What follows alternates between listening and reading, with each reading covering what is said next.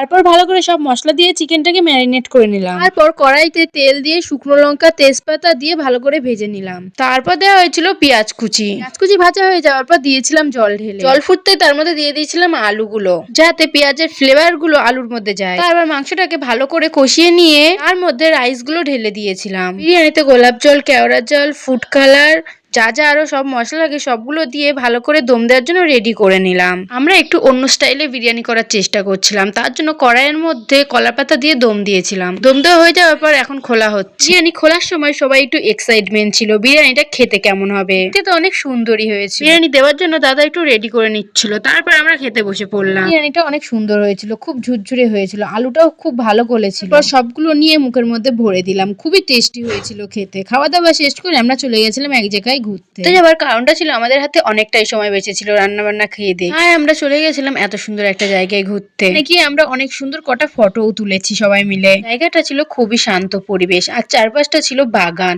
তার জন্য সেই জায়গাটাই খুবই ভালো লাগছিল। পরিবেশটা অনেক ভালো দেখে সবাই অনেক ফটো তুলছিল। যাই হোক, ফটো তোলা শেষ করে আমরা চলে যাচ্ছিলাম বাড়িতে। আজকের মতো মিনি ব্লগটা এখানেই শেষ করলাম। সবাইকে by. Subscribe to my channel and also press this bell icon.